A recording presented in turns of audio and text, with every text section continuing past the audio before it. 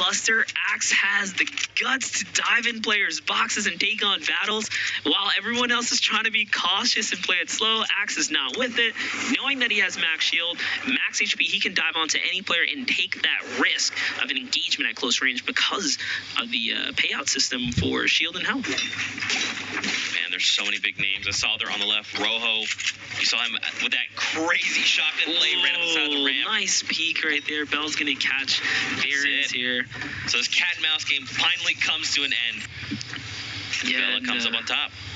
Here it is. Goes Issa. I mean, again, as well, just to continue to highlight players, we saw Issa put on quite the show yesterday. And look, we were just talking about Axe. He's not done yet. He's diving into another battle, but he's in a very bad situation. That's Dynamite being cooked right underneath him. He's going to be blown down, and this might be the end of the road for Axe here. He might have pushed the wrong player. Warp is going to get chunked right here. You don't want to see him go. He's such an aggressive and great player, but Veron is not letting him breathe right now. Axe needs to jump in this. This might be the saving grace for Axe. Axe fought Warp and Baron. Gets taken out by Warp. So Warp joins the fight, and look, Axe is like, whatever happened over there, I'm good. I'm just going to disengage and get Axe safe. is a genius. That means he was paying attention to the kill feed. He realizes Warp is the player that put him in this situation, and Warp walks away with that Elim. He has to get out of there. The player's going to be able to not only benefit the rewards of getting the Elim, but of course heal off all the materials and resources potentially gathered. Look at all these players, Monster. We're down to 55 currently in this circle. This is high tier Fortnite if I've ever seen it, and exactly what I expected from these type of players. And look at how many players are congested on top of the diner here. You have Mitro on the mix as well.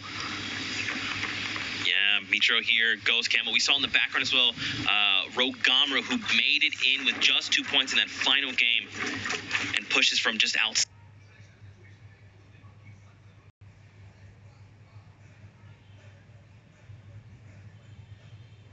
Side of that bubble of qualifying right into finals. So, and this is where things really start to slow down. When you have just the circle getting tighter, you kind of feel that, hey, maybe with just a little bit of luck, I can rotate it and not get touched and make it to end game. This is where players start to switch up their play style. We've noticed a lot of aggression in the early game, but mid game, when you're on top of one another like this, it is the most dangerous to take a battle. Back over to Warp.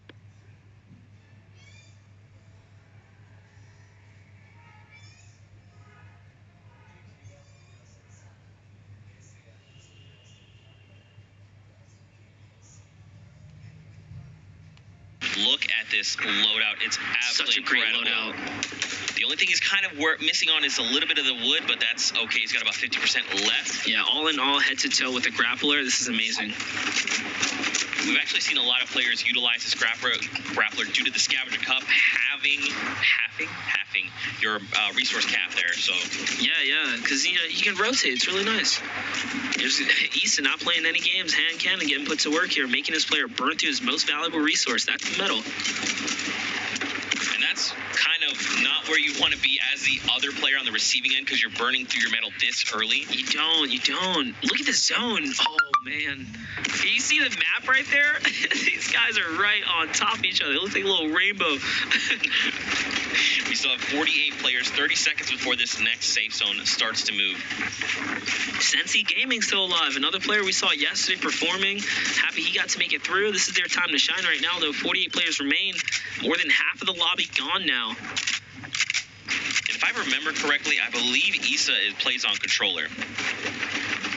Yeah, Issa, one of those players that I think, yeah, like you said, play on controller.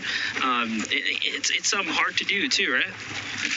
You don't really get to see these guys make it to end game very often. So anyone that is represented for the controller community, can't wait to see that. Yeah, I think him and Camo both play on controllers. So to see them kind of go toe to toe with these players is very, very impressive.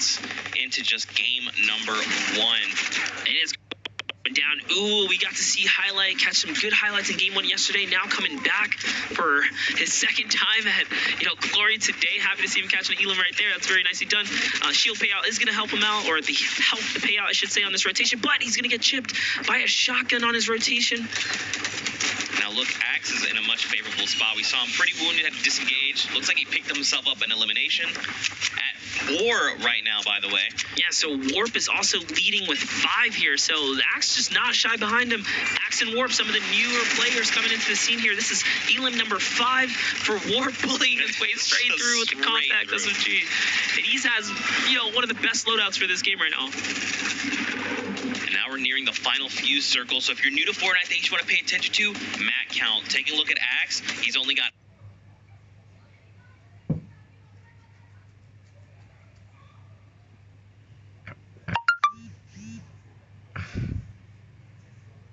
500 metal. That's pretty substantial, but everything else lacking. Also watch the ammo counts.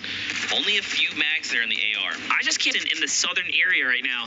They have all migrated from the north down, and they are hugging the storm line with really no place to breathe. They're just sharing oxygen at this point on top of each other's 1v1s. Yeah, there's only one player on the very western side of the circle, and that's actually Skype, who's hugging that left side. That little yellow diamond there on the top right of the minimap. And he knows there's no builds over here. There's no sign of player activity. There's probably a ton of resources on this rotation. He's got a nice, clean rotation to the next area. If you're ahead of the curb like this, you go for high ground when you make it to the next zone, in my opinion.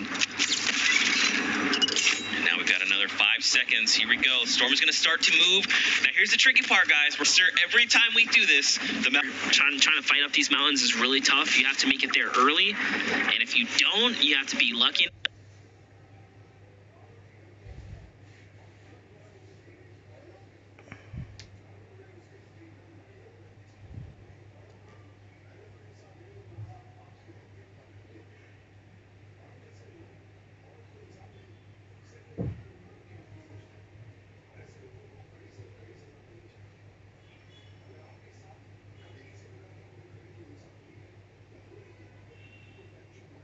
To have some kind of hard mobility to get around it, because you're going to burn resources and you're definitely going to be contested on your way up.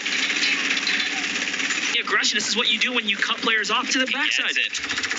He's going to want that material as well. Nice. Just keeps the pressure up. That's 30, a white number there. That means Camo's very aware. That's straight to his health bar. He's going to keep pressure going. Camo, being that he was leading the storm rotation, knows there's no one behind him, and he can put the pressure on anyone trying to come in from the front side right here, and that's exactly what he's doing right now.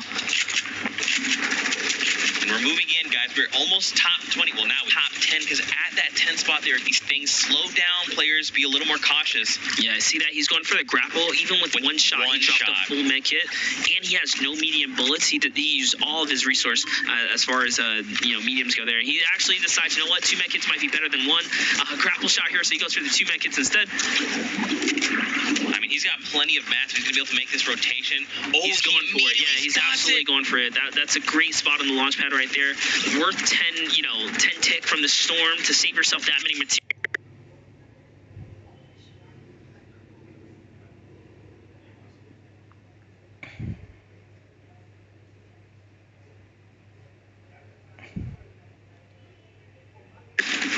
More, and then each player will be rewarded with 1 point. The young bull, one of the younger contenders here from the European scene, I believe just turning 16, so lucky for him, he's able to compete. He's on 2 elims. All he needs is 1 more. He's going to get a 2nd point here because he's made it to top 10.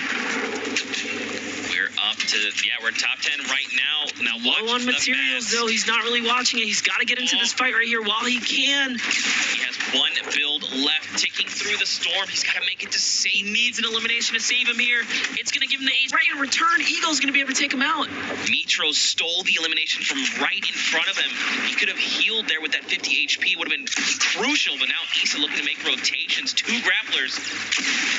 Over to Camo, who's going toe-to-toe with someone. Top 4. 4 players remain. Ghost Camo has a point here. The next person to get eliminated pretty much loses out on a point here. You want to stay alive right now for multiple reasons, obviously for the victory royale. And Gabro's going to get eliminated by Eagle, but Gabro does make it to the end. So let's now Camo alive, Issa alive, both of these guys in a Ghost organization. And oh no, actually Gabro's still alive in the air here. Still going to play high ground. Rocket comes out, destroys the structure. He only has 50 materials, now down to 10. This is his final build right here. This is the battle connect. He's surrounded by players. He's getting shot in return. They're both deciding to target on him. Camo He gets melted. It's Ghost Issa versus Ghost Camo, both members of the Ghost org here. And it looks like Issa is in the high ground here. He has 70 materials. This is where you want to use the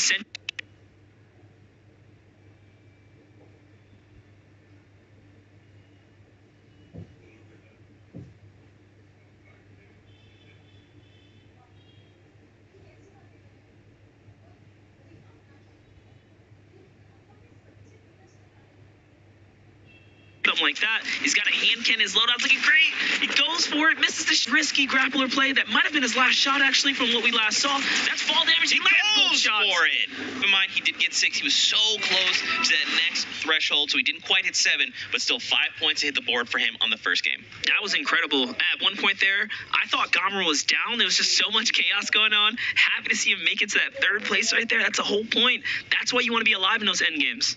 I'm just really impressed with the fact that both Ghost Camo and Issa were there all the way at the end. They take down Gomer, and then they have to kind of turn on each other, and they're like, oh,